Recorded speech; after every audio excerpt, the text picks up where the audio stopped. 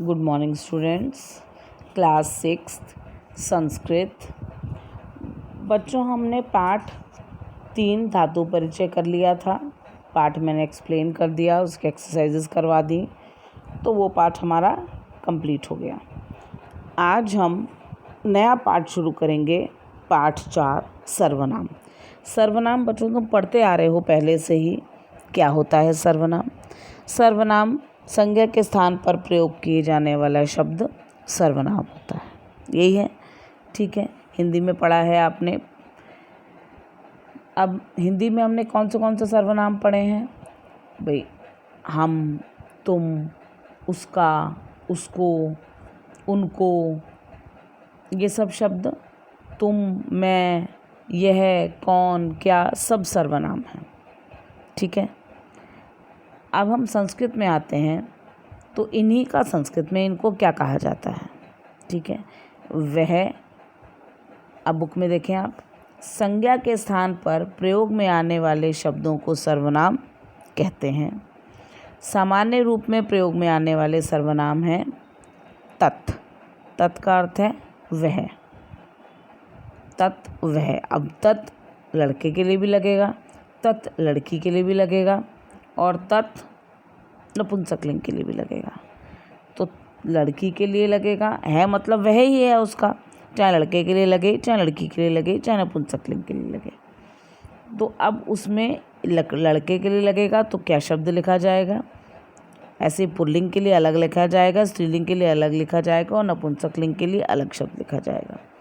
इसी प्रकार एतत्, यह, इसके साथ भी ऐसा ही है। किम, जिसका अर्थ है क्या और कौन। उसके बाद युष्मद्, जिसका अर्थ है तुम, और अस्मद्, जिसका अर्थ है मैं। ये सब पुल्लिंग के लिए अलग हैं, स्त्रीलिंग के लिए अलग हैं, नपुंसकलिंग के लिए अलग हैं, प्रथमा विभक्ति इनकी अलग है, द्वितीय विभक्ति इनकी अलग है।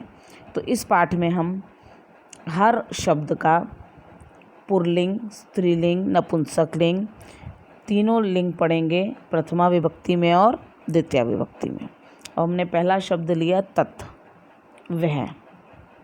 अब इसको देखते हैं, एक वचन, द्विवचन, बहुवचन। पुल्लिंग में प्रथमा विभक्ति स, एक वचन सह। सह का अर्थ है वह। द्विवचन में तो, तो का अर्थ है वे दो। और बहुवचन में ते, ते का अर्थ है वे सब। सह, तौ, ते, ठीक है। सह, तौ, ते प्रथमा विभक्ति में प्रयोग किए गए हैं। जब हम द्वितीय विभक्ति में पहुंचेंगे तब ये आ जाएंगे तम, तो, तान, ठीक है। जब हम द्वितीय विभक्ति में आए, तम उसको, एक वचन, तो उन दो को, द्विवचन, और तान उन सबको, बहुवचन। अब ये तो हुआ पुल्लिंग। इस प्रकार अब हम आते हैं आगे स्त्रीलिंग पर।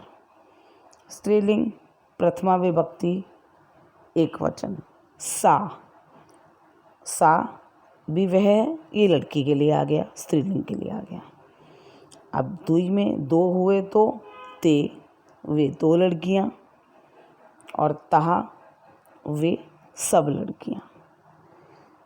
अब द्वितीय विभक्ति इसका करेंगे, ताम उस लड़की को, ते उन दो लड़कियों को, और तहा उन सब लड़कियों को।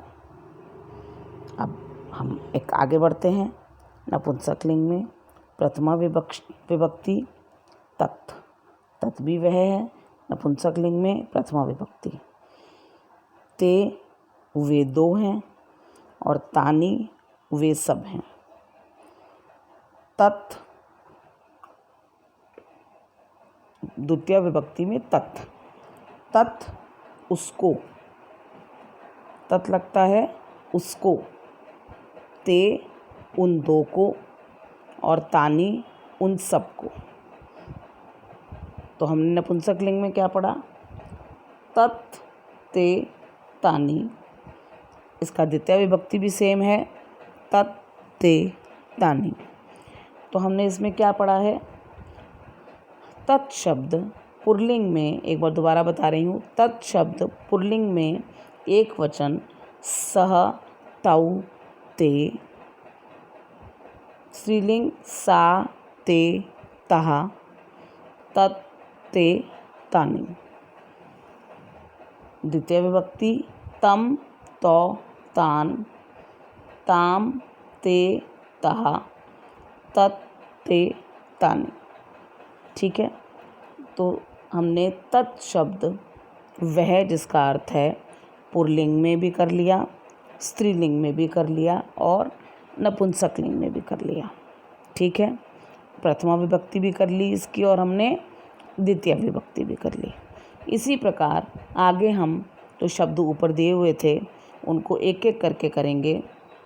जैसे अब इसके बाद एतत् आएगा, फिर किम आएगा, युष्मद् आएगा, अस्मद् आएगा।